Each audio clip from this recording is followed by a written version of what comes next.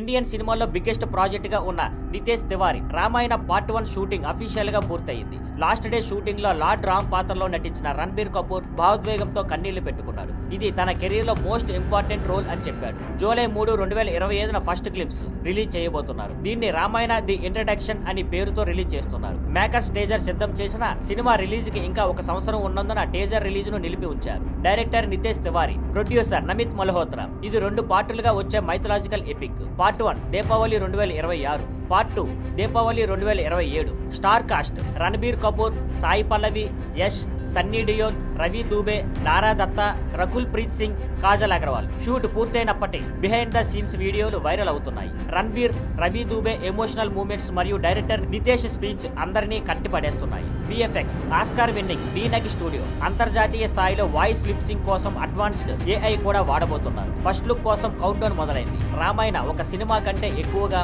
Indian culture కి గుర్తుగా global audience ను ఆకట్టుకునే సినిమాటిక్ ఈవెంట్ గా వస్తుంది.